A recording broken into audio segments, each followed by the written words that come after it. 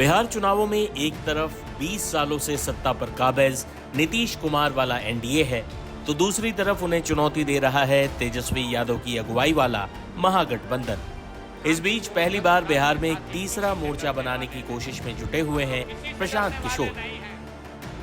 2 हफ्ते से भी कम समय में हमारे सामने बिहार चुनावों के परिणाम होंगे, जो बताएंगे कि प्रशांत किशोर का यह प्रयोग कितना सफल हुआ। जनसुराज बिहार की सभी 243 सीटों पर चुनाव लड़ रही। 5 उम्मीदवारों के नाम वापस भी हो चुके हैं, जिसके लिए पीके ने बीजेपी को जिम्मेदार ठहराया है। इस बीच मोकामा में जनसुराज के प्रत्याशी पीयूष प्रियदर्शी के समर्थक दुलार चंद यादव की हत्या ने बिहार के सियासी समीकरण को काफी बदल दिया है। अनंत सिंह को जेल भेज दिया गया है, जो मोकामा से एनडीए के प्रत्याशी हैं। उनके सामने दूसरे बाहुबली सूरजभान सिंह की पत्नी चुनावी मैदान में। वही इस क्षेत्र के बाहुबली गिने जाने वाले दुलार चंद यादव की हत्या ने एक बार फिर बिहार में अपराध और राजनीति के गठजोड़ को उजागर कर दिया है। प्रशांत किशोर इस घटना के बहाने बिहार को बता रहे हैं कि राजनीतिक शह पाए अपराधियों के चंगुल से निकलना है तो जनसुराज ही एक विकल्प है।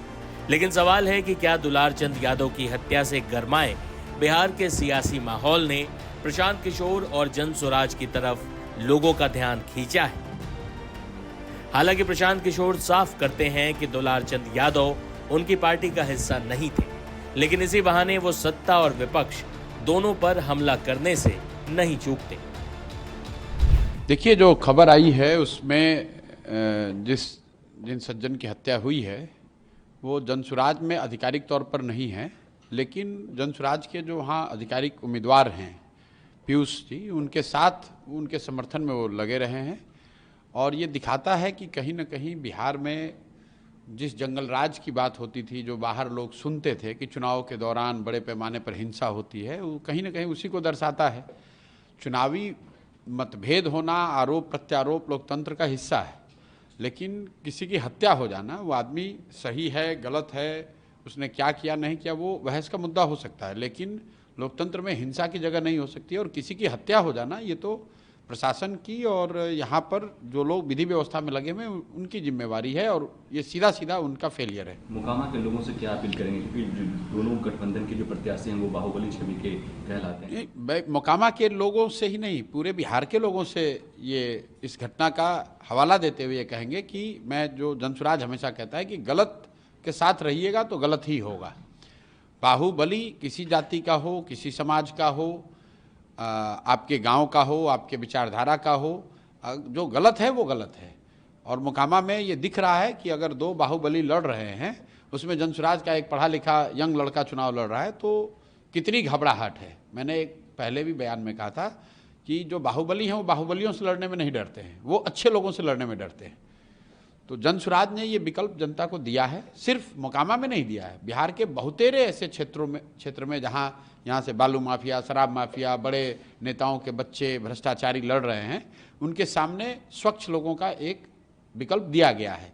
अब बिहार की जनता पर है कि वो स्वच्छ लोगों को चुनती है या फिर वही पुराने भ्रष्टाचारियों को, बाहुबलियों को चुनती है। एनडीए ने अपना घोषणा पत्र जारी किया है, वो जो साफ निश्चय जिसको नीतीश कुमार लेकर के 2015 से चल रहे थे, कहीं ना कहीं उसको समाप्त किया गया है और एक नया 1 करोड़ लोगों को रोजगार, महिलाओं को नहीं। देखिए, जो लोग सत्ता में बैठे हुए हैं पिछले 15-20 सालों में, उनको बिहार की जनता ने कई बार अवसर दिया।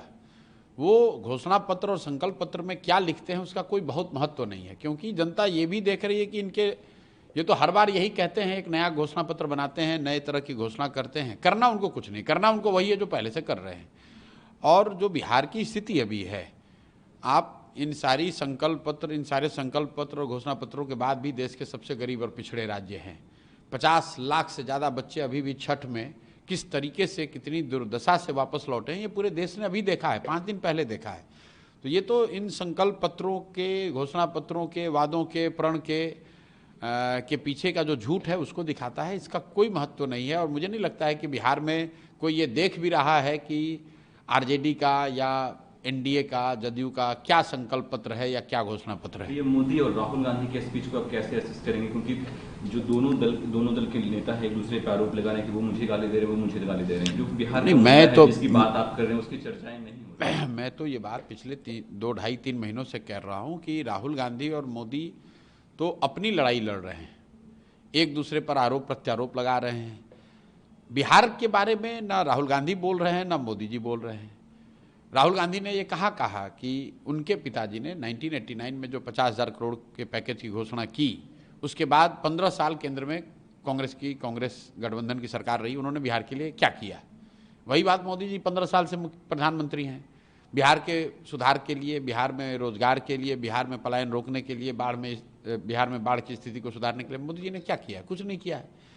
तो गलती राहुल गांधी और मोदी की नहीं है, गलती अगर हमारी आपकी है, क्योंकि अगर हम लोग फिर भी इनको देखने समझने के बाद भी जाकर इनको वोट देंगे तो अगले 5 साल भी आप उसी कुव्यवस्था में रहिएगा जिस कुव्यवस्था में आप पिछले कई वर्षों से जी रहे हैं। अभी तक लोगों का ये कहना था कि हमारे पास विकल्प नहीं है, तो अब विकल्प आ गया। अब आपको लालू के डर से नीतीश भाजपा और भाजपा के डर से लालू जी को वोट देने की जरूरत नहीं है। आपके पास जन स्वराज का विकल्प है, अच्छे लोगों का विकल्प है।